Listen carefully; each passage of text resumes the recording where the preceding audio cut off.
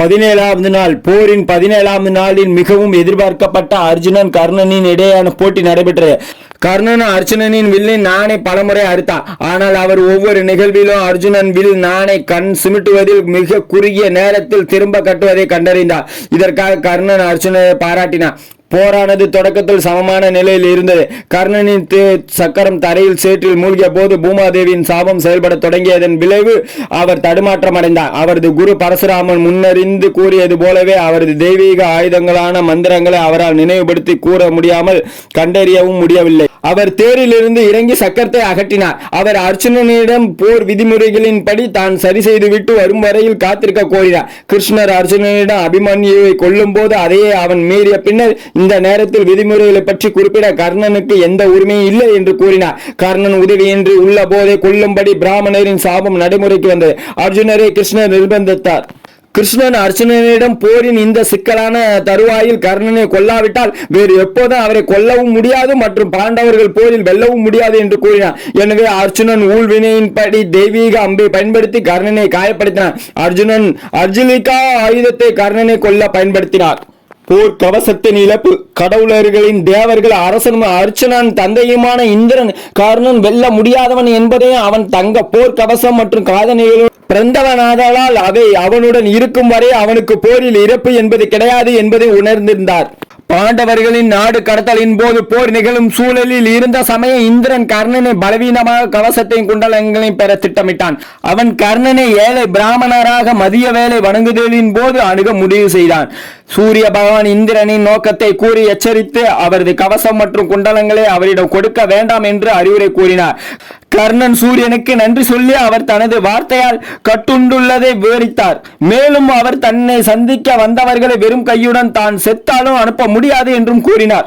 சூரியன் கணித்தது போன்றே இந்திரன் மாறு வேடமிட்டு கர்ணனை அணுகி அவரது கவசம், உடல் கவசம் மற்றும் குண்டலங்களை காதணிகள் தானமாக கேட்டார்.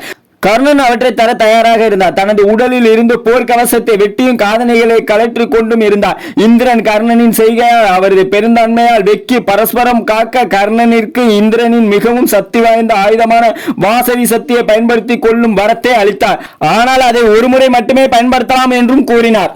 கர்ணன் அவரது தேரின் சக்கரத்தை தூக்குகின்ற போது அர்ஜுனனால் கொல்லப்பட்டார். ஏனெனில் அவர் அந்த முறையில் சாக வேண்டும் என்று பரசுராமரால் சபிக்கப்பட்டிருந்தார். கர்ணனின் இறப்புக்கு பின்னர் போரினை தொடர்ந்து வீழ்ந்தவர்கள் அனைவருக்கும் ஈமச்சடங்குகள் நிகழ்த்தப்பட்டது. குந்தி தேவி கர்ணனுக்கும் அதே போன்று சடங்குகளை செய்யுமாறு தனது மகன்களிடம் வேண்டினார். அவர்கள் மறுத்த போது அவரது பிறப்பை பற்றிய உண்மையை வெளிப்படுத்தினார். சகோதரர்கள் தாங்கள் உடன்பரப்பை கொலை செய்ததை அறிந்து அதிர்ச்சி அடைந்தனர். தர்மர் குறிப்பாக தனது தாயின் மீது கடும் கோபம் கொள்கிறார்.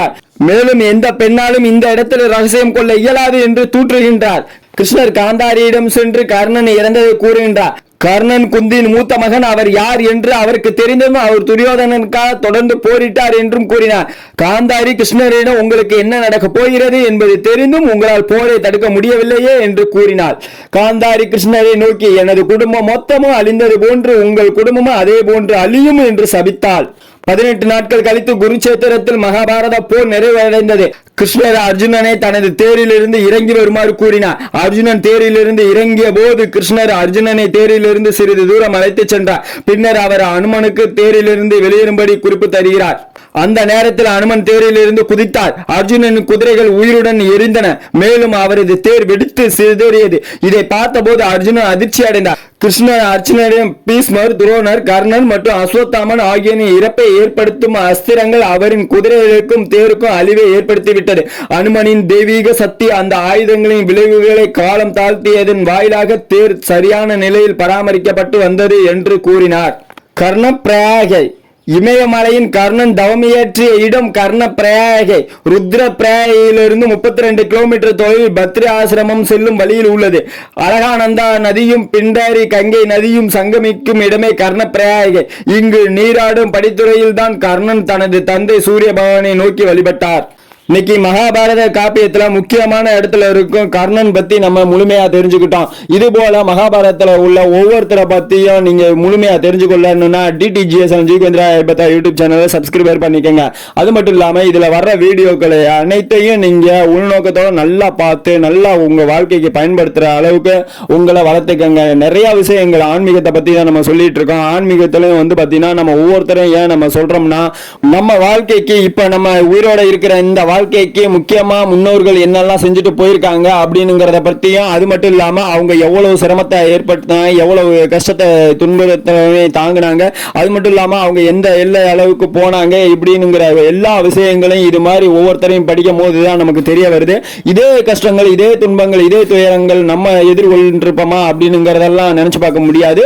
நம்ம மானுட உடம்புல இருக்கிற நம்மளுடைய ஒரு சக்தி தான் நம்மளை இயக்கிட்டு இருக்கு அப்படிங்கிறது மட்டும் இல்லாம அதுக்கு இறைவன் வந்து நமக்கு அந்த சக்தியை கொடுத்திருக்காரு அப்படிங்கிறதோட நான் இதை இது பண்ணிக்கிறேன்.